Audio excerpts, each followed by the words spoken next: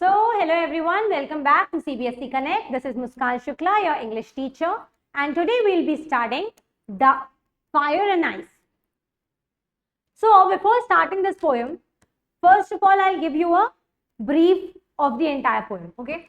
So, Fire and Ice. अगर imagine करो कि अगर हमारी वर्ल्ड खत्म हो सकती है, अगर ये दुनिया पूरी खत्म हो सकती है, तो वो किन किन चीजों से खत्म हो सकती है?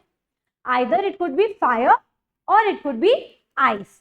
ठीक है, या तो क्या होगा कि सन के बहुत पास आ जाएगा earth and the entire world will be destroyed, इतनी हीट हो जाएगी.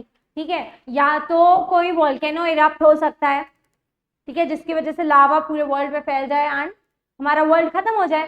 तो ये रीजंस हो सकते हैं how a world can end in with fire, और other than that it would be ice. Okay, second is ice. अब आइस क्या हो गया? मान लो कि पूरे वर्ल्ड में बर्फ, मतलब जैसे कि अब गर्मी है ही नहीं. ठीक है, मान लो कि सन निकल ही नहीं रहा, गर्मी पड़ ही नहीं रही आजकल, तो कुछ भी हो सकता है ना, इतना ज्यादा एनवायरनमेंट डिप्लीट हो चुका है. Anything can happen. So it might be कि इतनी ज्यादा ठंड पड़ जाए कि पूरा आइस आइस पूरे में आइस आइस हो जाए, पूरा जो है ठंडा हो जाए, एक मान लो आइस एज आ जाए.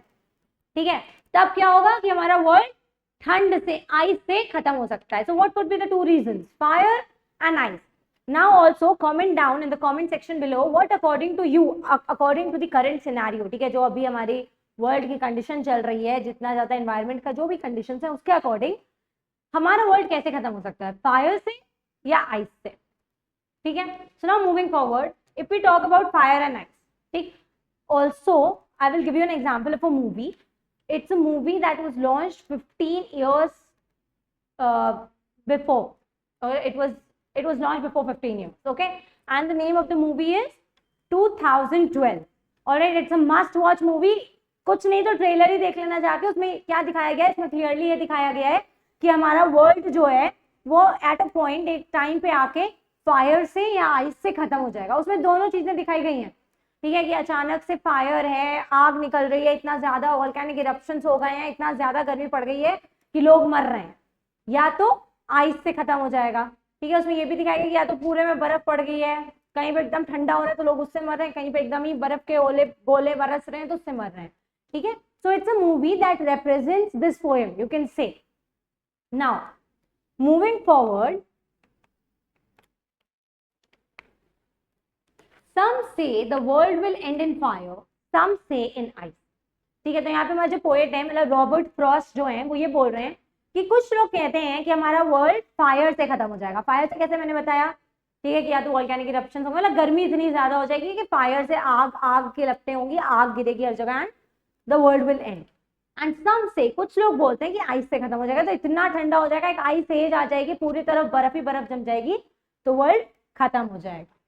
From what I've tasted of desire, I hold with those who favor fire. So now Robert Frost says कि लेकिन जो मैंने सोचा है, मतलब जो आज तक मैंने देखा है, from my experiences, alright, Robert Frost favors fire more. He says कि मेरे अकॉर्डिंग वर्ल्ड जो है वो फायर से खत्म होगा.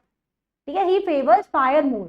Now one very important thing right here is that fire and ice का एक मीनिंग तो है, ठीक है, आग और बर्फ. अब उसका सेकेंड मीनिंग, डीपर मीनिंग क्या है? Fire represents hatred and fire represents desire and ice represents hatred. ठीक है, ये हो गया इसका डीपर मीनिंग. लिटिल मीनिंग तो हो गया बर्फ और आग. अब आग क्या रिप्रेजेंट कर रहा है? डिजायर. ठीक है, कि इंसान की जो डिजायर्स होती हैं, जैसे कि यू कैन से नॉर्थ कोरिया का जो अभी रूलर है, ठीक है, किम जोंग उन, यही नाम है ना, तो अगर उसका एक्चुअल में वो जैसा रूल चाहता है वैसा रूल हमारे पूरे वर्ल्ड में आ गया, तो क्या ये वर्ल्ड बचेगा? नहीं बच सकता. तो ये क्या है? उसका डिजायर है, ठीक है, to rule the world, that is his desire. तो उससे क्या वर्ल्ड बच सकता है? नहीं बच सकता. ऐसे ही हमारे बहुत सारे डिजायर्स होते हैं which we want in life. अब अच्छा, हर इंसान का डिजायर है कि उसके पास 100-200 करोड़ रुपए आ जाए कहीं से फ्री में, उसको कुछ काम ना करना पड़े. तो अगर सच में ऐसा हो गया तो क्या हमारा वर्ल्ड चल सकता है?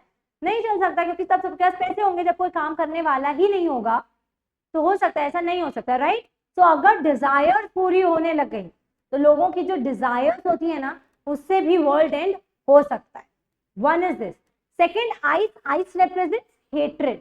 हेट्रेड मतलब the you can say lack of love and passion from people. ठीक है, जो कंपैशन होना चाहिए, जो प्यार होना चाहिए, वो नहीं है। जब हम किसी को नफरत करते हैं, ठीक है, अगर सब एक दूसरे से नफरत करने लगे तब क्या ये वर्ल्ड चल सकता, तब क्या दुनिया चल पाएगी? नहीं चल सकती, इट विल एंड। ठीक है, जैसे आपकी फैमिली में, सबकी फैमिली में कुछ रिश्तेदार होते हैं, चाचा, मामा, ताया, बुआ, जिनको आप नहीं पसंद करते हो।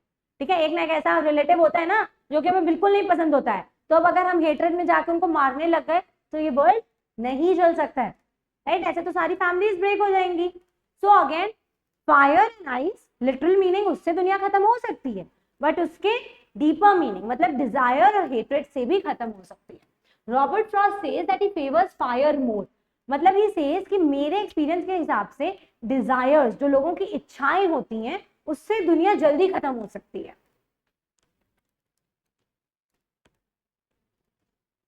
But if it had to perish twice, I think I know enough of hate to say that for destruction, ice is also great and would suffice. Means he says, but अगर मुझसे दोबारा पूछा जाए, ठीक है, अगर मैं उस पर एक और थॉट लूं, तो आई थिंक मुझे हेट्रेड, इतनी हेट है दुनिया में, लोग एक दूसरे से इतनी नफरत करते हैं, और मैं एटलीस्ट इतना जानता हूं कि उससे भी दुनिया खत्म हो सकती है। I think I know enough of hate to say that for destruction ice is also great. तो मतलब आइस रिप्रेजेंट्स हेट्रेड हियर, ठीक है। तो ये सेज कि लेकिन इतनी हेट्रेड भी है कि जिससे जो है दुनिया खत्म हो सकती है, तो हम लोग आइस को मतलब हेट को भी एक रीजन मान सकते हैं for the end, for the world to end one day. Also great and would suffice means that it is enough for destruction.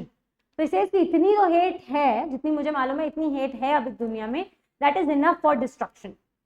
Okay, so one thing you have to remember in this poem is fire represents desire and ice represents hatred, and the world can end in fire, that is desire, or ice, that is hatred. That is it in the poem. All right, so I hope you all understood. If any questions, you can write down in the comment section. Also, I want to know what is your opinion, how the world can end, on fire or ice. So, thank you so much. This is Muskan Shukla, your English teacher, signing.